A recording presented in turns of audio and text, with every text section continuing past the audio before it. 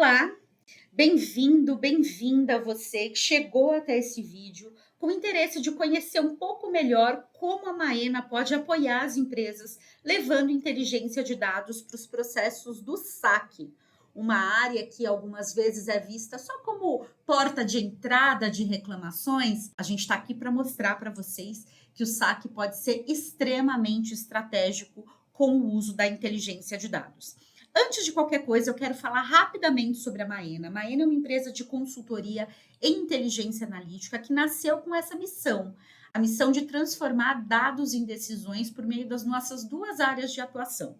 Aqui dentro da Maena, a gente tem a nossa área de pesquisa de mercado, onde a gente desenvolve estudos qualitativos, quantitativos, com objetivos muito variados, falando com pessoas das mais diversas naturezas. E a gente tem a nossa área de ciência de dados, de data science, que é a área que quer falar sobre inteligência aplicada ao saque. Eu começo esse discurso com uma frase do Kotler, lá dos anos 2000, uma frase provocativa, onde ele diz que com a pergunta certa e a ferramenta certa, o caminho para uma tomada de decisão efetiva é mais curto. O que ele está falando para a gente? Tudo que o saque precisa é de uma pergunta e de uma ferramenta. E eu quero apresentar isso para vocês. Vamos falar de uma central de atendimento, né? O serviço de atendimento ao consumidor, ele registra, no mínimo, 3 tipos de informação. O que o cliente fala, do que ou de quem o cliente fala e por onde o cliente fala. Então, quando o cliente busca o saque, existem diferentes canais de entrada para uma manifestação. Um cliente que busca o saque pelo 0800 pode ser um cliente com perfil diferente daquele que busca o saque via e-mail, por exemplo. Aqui nessa tela eu tenho alguns canais de entrada das manifestações. Pode ser que aí, no seu serviço de atendimento ao consumidor, exista mais alguma coisa que não esteja na tela. Isso aqui é só ilustrativo. Depois que a gente pensa por onde o cliente fala, que já é um indicativo de comportamento, a gente precisa falar sobre o que o cliente fala. E quando a gente pensa nesse o que, a gente está naturalmente falando da árvore de manifestações. Para você que trabalha com saque, esse deve ser um termo muito comum, muito corriqueiro. A árvore de manifestações, ela é a classificação ou a codificação do que o cliente tem para falar para a gente. Então, o cliente ele pode buscar o saque para fazer um elogio, para colocar uma reclamação, para pedir ou para deixar uma sugestão. Esses diferentes tipos de manifestações, eles podem ser desdobrados em 2, 3 ou 4 níveis, de forma a resumir o conteúdo do que está sendo dito. Então, por exemplo, um cliente que liga para falar, nossa, como o cheiro desse produto é gostoso, ele fica no ambiente, ele é um cliente que está fazendo um elogio relacionado ao produto, aroma intenso. Então, a árvore de manifestações, ela é uma codificação do conteúdo do cliente naquele contato. Paramos aqui para que você reflita um pouquinho, dentro do seu serviço de atendimento ao consumidor, quantas manifestações diferentes você tem cadastradas na sua árvore de manifestações? Ou seja, quantos motivos de contato diferentes ou por quantos motivos de contato os clientes podem buscar o seu saque? Pensa nesse número aí. Bom, por onde o cliente fala, o que o cliente fala, e agora vamos falar do que o cliente fala ou de quem o cliente fala. Qual é o objeto daquele contato com o saque? O cliente procura o saque para falar sobre um produto ou para falar sobre um serviço. E esse produto e serviço, ele também tem a sua árvore ou ele também tem a sua hierarquia de classificação. Então, a gente pode pensar, e convido vocês a pensar na realidade aí do seu negócio, quantos produtos diferentes vocês trabalham? Quantos objetos de contato diferentes estão disponíveis aí no mercado para que o seu cliente busque o seu saque para falar? Se a gente parar com um exemplo aqui, eu posso representar uma empresa que tem 3 marcas, cada uma dessas marcas com 6 variantes diferentes, organizadas em 2 produtos e oferecidas em 2 tamanhos. Se você fizer essa conta rapidinha, quando a gente começa a combinar marca, variante, produto e tamanho, Essa seria uma empresa que tem 72 produtos diferentes, ou seja, 72 SKUs diferentes, 72 objetos de contato com o saque. Claro que aí dentro da sua realidade você pode ter mais produtos. Bom, o nosso histórico e o nosso relacionamento com essas áreas nos apontou duas dores, duas grandes barreiras, duas grandes dificuldades que as empresas têm para conseguir trabalhar dados, para conseguir tratar dados e gerar conhecimento, gerar inteligência. As duas dores, elas podem ser representadas por essas frases aí, ó. Como é que eu vou conseguir analisar todas as manifestações de todos os produtos para saber se tem alguma coisa grave ou alguma coisa crítica acontecendo? Bom, não tem jeito. A resposta para essa pergunta é: talvez você tenha que priorizar. Talvez você tenha que escolher o que olhar. E aí vem a segunda pergunta: como saber se eu estou priorizando os produtos e as manifestações corretas? Bom, vamos dar sentido para isso aqui. Suponha que nós estejamos numa empresa com 72 produtos e esses 72 produtos, eles podem gerar 130 manifestações diferentes. Uma reclamação com relação ao prazo de entrega, um elogio com relação à embalagem, uma dúvida com relação a uma mecânica de promoção, enfim, 130 manifestações diferentes. Bom, se você atua a nível nacional, isso tudo ainda pode vir de 5 regiões do país diferentes. E se você fizer essa conta rapidinho, para eu conseguir olhar todas as manifestações de todos os produtos em todas as regiões, eu teria 46.800 combinações para analisar. 46.800 é um número muito grande. Ninguém consegue olhar para esse volume de indicadores toda semana ou todo mês. Pensando nesse volume e pensando naquelas duas grandes barreiras que eu coloquei para vocês agora há pouco, a gente desenvolveu o algoritmo Alarme. O Alarme, ele é desenvolvido a partir de métodos estatísticos que, uma vez aplicados dentro da sua base de dados do saque, vão ajudar a gente em duas frentes: compreender o histórico de registros de uma manifestação e discriminar o que é uma variação normal do que é uma variação especial. E o Alarme também é capaz de fazer a varredura de 100% das combinações entre todas as variáveis disponíveis na base de dados. Indicar para você, líder do saque, gestor do saque, analista ou gerente, que precisa de alguma forma extrair insights e conhecimento de tudo isso, ele consegue indicar para você as combinações que precisam de mais atenção. Como é que o Alarme faz isso? Aqui eu tenho um exemplo, olha só. Do lado esquerdo, a gente tem um histórico de manifestações. Naturalmente, o volume de contatos que eu tive num mês vai ser diferente do volume de contatos que eu tive no outro. E para quem olha para esse gráfico aqui, pode olhar o resultado lá no mês 24 e falar assim: nossa, aumentou, esse volume está maior, nós nunca tivemos, se isso aqui for reclamação, por exemplo, nós nunca tivemos tanta reclamação. Tá. Quando a gente olha para o gráfico do lado direito, parece a mesma coisa. Parece que a gente vem no movimento aqui e que lá no mês 24 a gente teve um aumento. Essas duas variações, esses dois indicadores que num primeiro momento, sem estatística, sem análise, sem inteligência de dados, parece que tem o mesmo comportamento, na verdade não tem. A gente está vendo do lado esquerdo uma variação, sob ponto de vista estatístico, considerada normal. E o que isso quer dizer? Que estudando o padrão de variabilidade desse passado, desse histórico, eu consigo dizer que esse volume no mês 24, ele é um mês normal. Ele é um volume com alta probabilidade de acontecer, dado aquele padrão de variação. Do lado direito, não. Do lado direito, a gente tem uma variação atípica, um cenário instável. De acordo com o padrão de variação desse histórico aqui, a gente alcançou um volume que tinha uma probabilidade muito baixa de acontecer.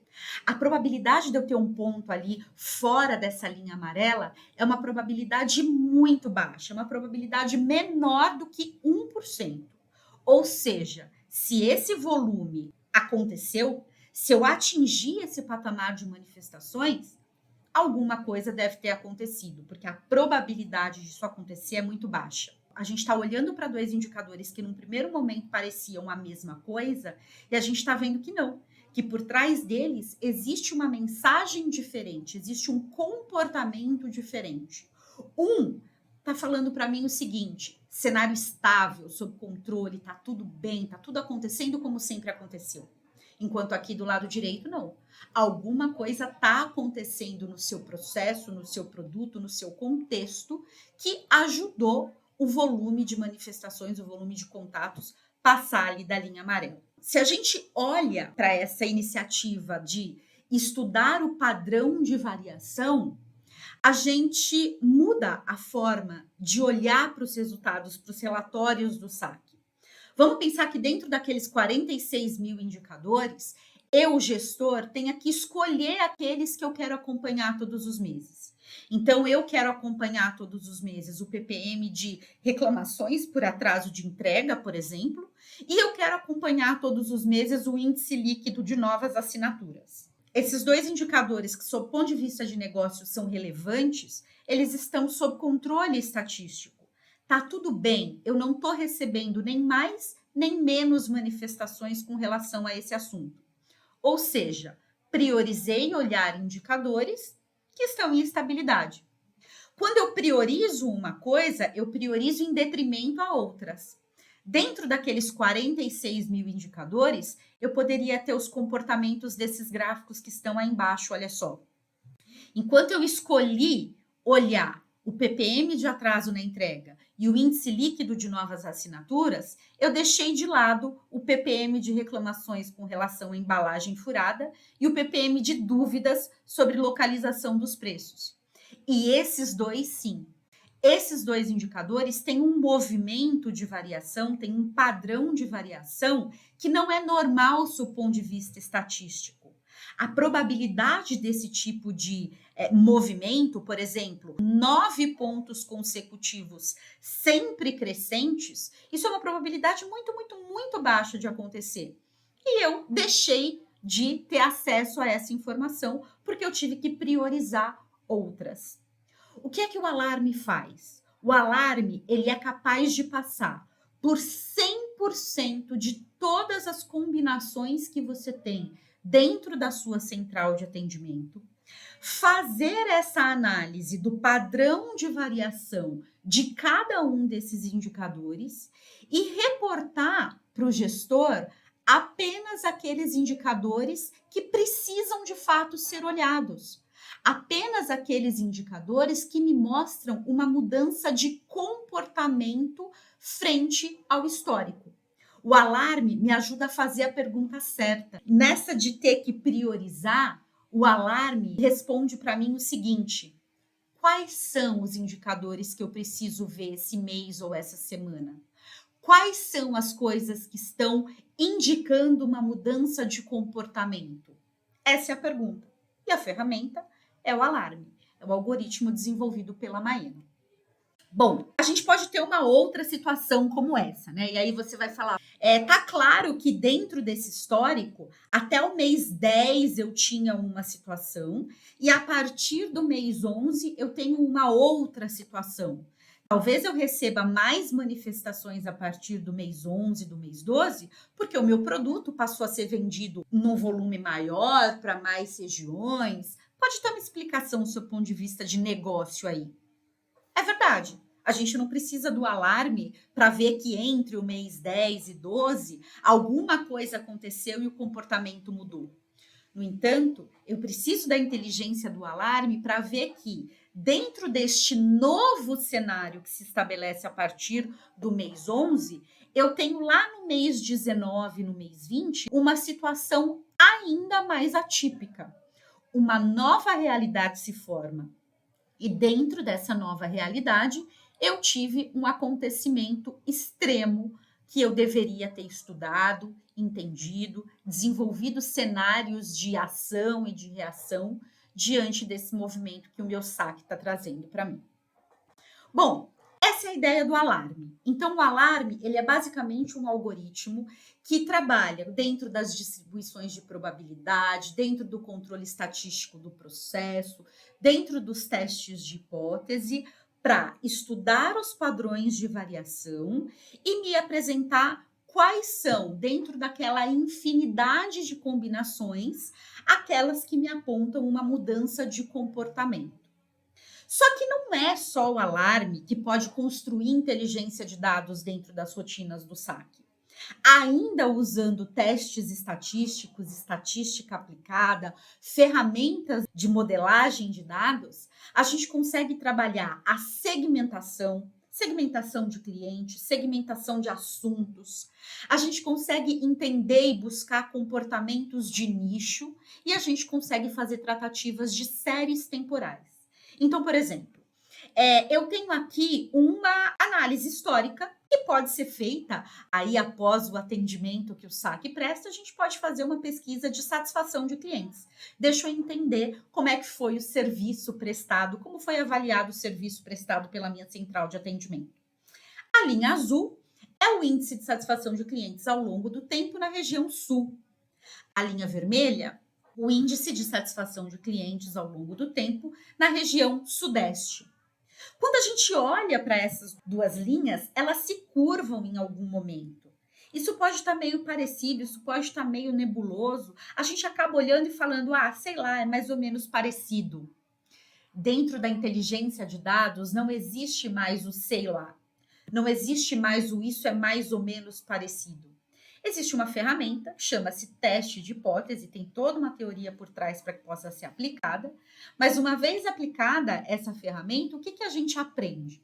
A gente aprende que a média de satisfação na região sul é 7,47. A média de satisfação na região sudeste é 8,22.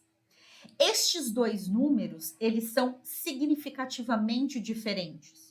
E eu posso afirmar com respaldo estatístico que o Sudeste tem uma maior média de satisfação, ou seja, existem diferenças regionais na avaliação do meu serviço. Se duas regiões são diferentes, eu preciso tratá-las de forma diferente. E o teste de hipótese, a inteligência de dados, vai me direcionar que tipo de ação eu preciso fazer para a região sul e para a região sudeste, por exemplo. Ainda dentro da inteligência de dados aplicada ao saque, a gente pode entender o seguinte: bom, eu tenho um determinado produto, um determinado serviço, que registra um PPM de reclamações de 3,9. Ou seja, a cada 1.000.000 de produtos que eu vendo, 3,9 são reclamados no meu saque. Esse é o número total. Mas será que não existe nenhum nicho por trás disso? Será que esse número representa, de fato, a totalidade dos comportamentos? E aí, quando a gente aplica a inteligência de dados, a gente vê o seguinte: bom, quando eu olho esse resultado por embalagem, as embalagens do tipo A, elas acumulam um PPM de reclamações de 4,8, enquanto as embalagens dos tipos B e C acumulam um PPM de reclamações de 2,6. Bom, embalagem do tipo A é mais reclamada. Mas não para por aí. A gente está buscando nichos. Quando a gente olha para isso por região, eu vejo que as embalagens do tipo A, que são mais reclamadas, são ainda mais reclamadas lá no norte e no nordeste. Lá no norte e no nordeste, o PPM de reclamações chega a 6,7, enquanto nas demais regiões, o PPM de reclamações é de 4,2. E não para por aí. Quando a gente abre por canal, eu vejo que lá no norte e nordeste, onde tem mais reclamações do produto na embalagem tipo A, o PPM é ainda mais alto quando os produtos são comprados via distribuidor. Quando os produtos são comprados por outro canal, o meu PPM de reclamações é de 4,2. Então, veja, aquele 3,9, que é a mensagem inicial a ser passada, qual é o meu PPM de reclamações esse mês? 3,9. Ele está escondendo que existe um nicho onde esse indicador é mais crítico, onde essa situação é diferente. E eu preciso direcionar toda a minha capacidade de análise de contexto e de tomada de decisão para entender e reduzir as reclamações vindas de produtos adquiridos por distribuidores nas regiões Norte e Nordeste de embalagens do tipo A. Esse nicho é mais crítico do que os outros nichos possíveis. Então, a inteligência de dados, ela também vai me ajudar a ir mergulhando a fundo e encontrando nichos, desdobrando esses números todos. Como a gente faz isso? A gente faz isso via algumas modelagens estatísticas das mais modernas para conseguir trazer esse tipo de insight, esse tipo de direcionamento. Ainda falando sobre segmentação, a gente pode pensar o seguinte, bom, o índice líquido de novas assinaturas, ele é um KPI que está estável. Ao longo do tempo, essa variação ela está dentro das linhas amarelas, está tudo bem, está tudo sob controle. Quando a gente começa a trabalhar o potencial da segmentação de resultados, o que eu vejo? Eu vejo que nos clientes do tipo B, o meu índice de assinaturas ele está aumentando ao longo do tempo. Por outro lado, nos meus clientes de tipo A, o meu índice de novas assinaturas ele vem caindo. Num cliente cai, no outro cliente sobe, eles se compensam e quando a gente olha no total, tá tudo estável. Olha como é importante a gente ter condição de segmentar dados. Poxa, Dani, mas quando a gente segmenta dados, o número de coisas que eu tenho para olhar e para analisar cresce. É verdade, cresce mesmo. Mas o alarme ajuda a gente a trabalhar com essa abundância de informações. Deixa que o alarme identifique esse tipo de coisa para nós. Um último exemplo que eu quero trazer aqui, que é possível da gente trabalhar por meio dos dados que estão registrados no SAC, pode ser isso aqui, o número de atendimentos envolvendo problemas alérgicos de um hospital, por exemplo. Quando a gente olha para isso daqui, o que eu vejo? Eu vejo que lá no mês de setembro eu tive um número de atendimentos mais elevado, isso cai, continua variando ao longo do tempo, e depois isso aqui aumenta de novo lá em julho, agosto e setembro. Mas que hoje tá tudo bem. Aqui em novembro já voltou para o seu patamar natural. Aqui por trás, a gente tem um conceito de séries temporais. A gente tem um conceito de tendência e sazonalidade. Tem um monte de teste de hipótese que a gente pode aplicar aqui, também via alarme, para descobrir o seguinte. No verão, o meu patamar de atendimentos, essa média, essa linha verde, é uma. E tá tudo acontecendo dentro de uma estabilidade, olha só, lá dentro das linhas amarelas. No inverno, a situação já é um pouquinho mais fora de controle. Os últimos 5 meses de inverno, a gente vem com uma crescente de atendimentos relacionados a problemas alérgicos. Bom, o que eu estou vendo aqui? Que no verão, o meu volume de atendimentos é estável. No inverno, o meu volume de atendimentos é instável. E se eu sei que o comportamento no verão é de um jeito e o comportamento no inverno é outro, eu tenho patamares diferentes, eu tenho movimentos, padrões de variação diferentes, o correto é a gente analisar esse tipo de indicador dessa forma. Esperando, projetando e considerando natural aquele aumento que a gente tem no inverno. Por quê? Porque eu já sei que no inverno é diferente. Então, por meio do alarme, por meio da estatística aplicada, a gente consegue ter uma melhor gestão de comportamentos sazonais. Quero agradecer vocês terem acompanhado esse vídeo até aqui. Espero ter me feito entender com relação à forma como, ou uma das formas, como a Maena pode ajudar as empresas, ajudar os saques a trazer um pouco mais de inteligência de dados para dentro das suas rotinas. E, claro, se você quiser conversar sobre esse assunto um pouquinho mais, quiser saber mais sobre isso, entre em contato com a gente. O nosso site, o nosso e-mail, o nosso telefone está aí na tela e eu espero você. Obrigada e até a próxima!